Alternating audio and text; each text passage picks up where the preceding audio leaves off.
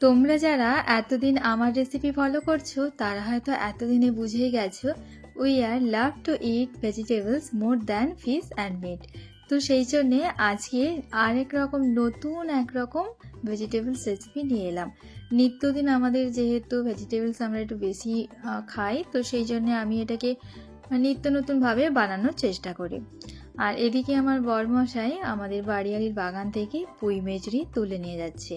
তো বৌদিরা এটা খুব একটা খায় না আমাদের বাড়িয়ালিরা, তো সেই জন্য আমাদেরই পারমিশন দেওয়া থাকে যে ওনারা যা শাকসবজি বা এগুলো লাগিয়েছে তো সেইগুলোতে আমরাও কিন্তু ভাগ বসাতে পারি। আর এদিকে মামাও দেখো তার জেম্মার বাগান থেকে ধনেপাতা প্রত্যেক দিন এসে একটু করে মুখে তুলে নেয়। আর এখন বিকেলবেলা মাম্মা ঘুমিয়ে গেছে, ওইটার ভিডিওটা শেয়ার করলাম দুপুরবেলায়। তো বিকেলবেলা যেহেতু মাম্মা ঘুমিয়ে গেছে তো আমি চটজলদি এখানে রান্নাটা সেরে ফেলছি। আজকে রাতে ডিনারে বানাচ্ছি রেস্টুরেন্ট স্টাইল ভেজ চিলিমিলি এবং তার সঙ্গে রুটি। আর মাম্মা যেহেতু ঘুমিয়ে গেছে তো তার জন্য আগের থেকে আমি সবজিটা বানিয়ে রাখছি, আর রুটিটা আমি পরে বানাবো একদম সন্ধেবেলায়। তো সবার প্রথমে এখানে যে ভেজিটেবলসগুলো নিয়েছি সেটা আগে তোমাদের বলে দিই। নিয়েছি আমি কিছু বিনস, আর একটা মিডিয়াম সাইজের গাজর, আর একটা বড় সাইজের ক্যাপসিকাম নিয়েছি, কিন্তু সেটা আমি হাফটাই ব্যবহার করব। আর এখানে একটা মিডিয়াম সাইজের গোটা পেঁয়াজ আর 4 থেকে 6টা কাঁচা লঙ্কা, আর কাঁচা লঙ্কাটা অবশ্যই তোমরা ঝাল বুঝে ব্যবহার করবে। আর এখানে দেখো বিনসটা প্রথমে আমি ধুয়ে নিলাম, শুধু বিনস নয় মানে সমস্ত সবজিগুলো আমি ভালো করে জলে ধুয়ে নিয়েছি, তারপর এখানে কিন্তু সবজিগুলো কাটা শুরু করেছি। বিনসটা এইভাবে একদম ছোট ছোট করে কেটে নিয়েছি, তারপরে এখানে ক্যাপসিকামটাও একদম সরু সরু স্লাইস করে এটা কেটে নিচ্ছি। এরপর মটরশুঁটিটাও আমি ছাড়িয়ে নিচ্ছি, মটরশুঁটিটাও ভালো করে ধুয়ে নিয়েছি, ধুয়ে নেওয়ার পরেই তারপরে ছাড়িয়ে নিচ্ছি। সবজিগুলোকে আর কেটে নেওয়ার পরে কিন্তু আমি আর ধোবো না। গাজরের ছালটা নাইফ দিয়ে একটু চেঁচে নিলাম, তারপরে একই সঙ্গে গাজর, টমেটো এবং পেঁয়াজটাকে ধুয়ে নিয়েছি। আর আমি বলেছিলাম এখানে পেঁয়াজ একটা মিডিয়াম সাইজের গোটা পেঁয়াজ নিয়েছি, কিন্তু তার সঙ্গে পরে একটা অর্ধেক পেঁয়াজ অ্যাড করেছি, ওটা আগের থেকে যেহেতু কাটা ছিল। আর এখানে গাজরটাকেও এইভাবে সরু সরু স্লাইস করে কেটে নিচ্ছি। আর এখানে আমি টমেটো ব্যবহার করেছি 2টো টমেটো, আর পেঁয়াজটাকেও এইভাবে সরু সরু চিরি করে কেটে নিয়েছি। টমেটো এখানে তোমরা 2টোর জায়গায় 3টে ব্যবহার করতেই পারো, তবে এখানে কিন্তু একটা টমেটোতে হবে না, তো আমি এখানে 2টো নিয়েছি। এইভাবে চৌকো চৌকো করে 4 ভাগ, টোটাল একটা টমেটো 8 ভাগ করে নিয়েছি।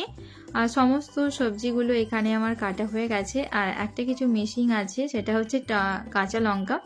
আর কাঁচা লঙ্কা এখানে আমি 6টা নিয়েছি, আর কাঁচা লঙ্কা ঝাল বুঝে তোমরা ব্যবহার করবে। আর এটার নাম হচ্ছে চিলি মিলি, মানে ভেজ চিলি মিলি, তো এখানে চিলিটা কিন্তু একটু বেশিই যাবে।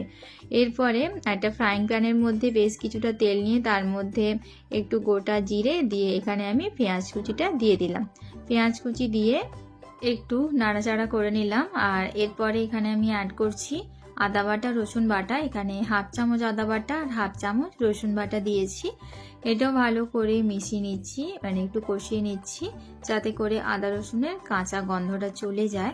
এরপরে এটার মধ্যে আমি দিচ্ছি ওই কেটে রাখা টমেটো এবং 6টা কাজু। আর এখানে টমেটো আর কাজুটাও ঠিক ততক্ষণ পর্যন্ত একটু নাড়াচাড়া করে নেব যতক্ষণ না এটা একটু নরম হয়ে আসছে। এরপর এর মধ্যে দিলাম 1/4 চামচ জিরে গুঁড়ো আর 1/4 চামচ ধনে গুঁড়ো আর ছোট চামচের হাফ চামচ হলুদের গুঁড়ো। আবারও ভালো করে মিক্স করে নিচ্ছি। আর এখানে কিন্তু আমি কোনো রকম জলের ব্যবহার করিনি। মশলাটা আর একটু নরম করে নেব, মানে টমেটো পেঁয়াজ আর কাজুটাকে একটু নরম করে নেব, তার জন্যে একটু লবণ ছড়িয়ে দিলাম, ওই হাফ টিস্পুন মতো। প্রথমেই আমি একটু লবণ দিলাম, পরে আবার রান্নাতে আলাদা করে অ্যাড করব। এই পর্যায়ে আমি গ্যাসের ফ্লেমটা বন্ধ করে দিয়েছি। আর এখন এটাকে ঠান্ডা করে আমি মিক্সিতে পেস্ট করে নেব। একটা মিক্সিং বোলের মধ্যে পুরো মশলাটা আমি নিয়ে নিয়েছি। এখন এটাকে আমি পেস্ট করে নিচ্ছি, অবশ্যই কিন্তু ঠান্ডা করে পেস্ট করে নিতে হবে। ফ্রাইং প্যানটা ধুয়ে অল্প একটু জল দিয়ে নিলাম। এখন এটা কিন্তু ঠান্ডা হয়ে গেছে অনেকটাই, এই পর্যায়ে কিন্তু এটা ভালো করেই পেস্ট করে নেওয়া যাবে। এই রান্নাতে আমার এখানে লাগছে কিন্তু পনির, আর আমি এখানে 150 গ্রাম মতো পনির নিয়েছি। তবে পনিরটা তোমাদের যে 150 গ্রামই নিতে হবে তার কোনো মানে নেই, তোমরা যদি পনির খেতে ভালোবাসো সেক্ষেত্রে পনিরটা বেশি অ্যাড করতে পারো। আর প্রথমে পনিরটা এইভাবে লম্বা লম্বা করে কেটে নিয়ে তারপরে আবার কিউব করে পনিরটাকে কেটে নিচ্ছি। সমস্ত পনিরটাই কিন্তু এইরকম ছোট ছোট কিউব করে কেটে নিয়েছি, দেখলে সাইজটা কতটা ছোট। এরপর ফ্রাইং প্যানটা ভালো করে ধুয়ে নিয়েছি এবং আবারও গ্যাস ওভেনে বসিয়ে দিয়ে তার মধ্যে দিয়েছি বেশ কিছুটা পরিমাণ সরষের তেল। প্রথমেই দিলাম বিনসটা নরম হতে একটু বেশি সময় লাগে, তাই প্রথমে বিনসটা দিলাম। তারপরে একে একে এটার মধ্যে বাকি ভেজিটেবলসগুলো অ্যাড করব। বিনসটা কিন্তু 1 থেকে 1.5 মিনিট মতো একটু ভাজা ভাজা করে নেওয়ার পরে এর মধ্যে আমি অ্যাড করছি গাজর কুচি এবং মটরশুঁটি। গাজর কুচি এবং মটরশুঁটিটা দিয়েও এই ধরো 3 থেকে 4 মিনিট মতো এটাকে একটু ভাজা ভাজা করে নেব। রান্নাটা যেন এখানেই 70% হয়ে যায়, ঠিক সেরকমভাবে কিন্তু এটাকে ভাজা ভাজা করে নিতে হবে। গাজর, বিনস, মটরশুঁটি ভালো করে নরম হয়ে গেছে। এখন এর মধ্যে আমি দিলাম ক্যাপসিকাম এবং কাঁচা লঙ্কা কুচি। এখানে আমি 4টে কাঁচা লঙ্কা কুচি প্রথমে ব্যবহার করছি। ভালো করে মিক্স করে নিয়েছি আর এটাকে আরও 1 মিনিট মতো 1 থেকে 1.5 মিনিট মতো একটু ভাজা ভাজা করে নিয়েছি। এরপর যে মশলাটা পেস্ট করে রেখেছিলাম সেই মশলাটাও কিন্তু দিয়ে দিলাম।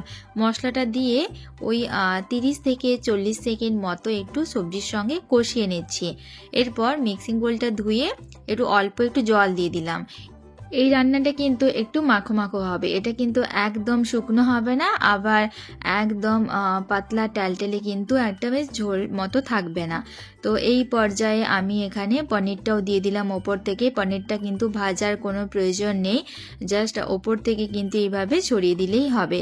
আর এটাকে আমি এখন রান্না করে নেব মিডিয়াম ফ্লেমে 5 মিনিট মতো, কোনো রকম ঢাকা না দিয়েই 5 মিনিট মতো এটাকে মিডিয়াম ফ্লেমে রান্না করে নেব। আরও হাফ চামচ মতো, ছোটো চামচের হাফ চামচ মতো হলুদের গুঁড়ো দিলাম, ভালো করে মিক্স করে নিচ্ছি। আর এই পর্যায়ে লবণটা একটু টেস্ট করলাম, লবণটা কম আছে, তার জন্য আরও 1/4 চামচ লবণ দিলাম। আর হাতের মাপ করে 1/4 চামচ কিংবা তার থেকেও একটু কম চিনি দিয়েছি। ভালো করে মিক্স করে নিয়েছি। রান্নাটা কিন্তু এখানেই একদম কমপ্লিট। আর ওপর থেকে একটু কাঁচা লঙ্কা কুচি আবারও ছড়িয়ে দিলাম, আরও 2টো কাঁচা লঙ্কা কুচি ওপর থেকে ছড়িয়ে দিয়েছি। রান্নাটা একদম কমপ্লিট হয়ে গেছে। আর এই পর্যায়ে কিন্তু সুন্দর একটা বেশ স্মেল বেরোচ্ছে, কোনো রকম সসের ব্যবহার ছাড়াই কিন্তু একদম বাড়িতেই তৈরি করে নিতে পারো রেস্টুরেন্ট স্টাইল ভেজ চিলি মিলি। রুটির সঙ্গে তো ভালো যায় খেতে এটা, ইভেন এটাকে কিন্তু ভাতের সঙ্গেও খাওয়া যেতে পারে। আমরা যেহেতু ভাত প্রিয়সী, তো সেই জন্য আমরা রুটি ছাড়াও কিন্তু ভাতের সঙ্গেও এটা খেয়ে থাকি। গ্যাসের ফ্লেমটা বন্ধ করে দিয়েছি আর এখন এটাকে আমি নামিয়ে রাখবো, আর আমি সার্ভ করব না, এই সসপ্যানের মধ্যেই আমি রেখে দেবো, যখন খাবো তখন আবার এটাকে গরম করে নেব। সো বন্ধুরা, কেমন লাগলো আমার এই রেসিপি? যদি ভালো লাগে তাহলে তোমরা অবশ্যই বাড়িতে বানিও, আর বানিয়ে যদি ভালো লাগে তাহলে অবশ্যই আমাকে কমেন্ট করো। ভালো লাগলে আমার চ্যানেল এবং পেজটি লাইক, শেয়ার, সাবস্ক্রাইব এবং ফলো করে নিও আরও নতুন নতুন রেসিপি ভিডিওর জন্য। এখনকার মতো বিদায় নিচ্ছি, সকলেই ভালো থেকো, সুস্থ থেকো, আর আবারও দেখা হচ্ছে নতুন কোনো একটা রেসিপি নিয়ে।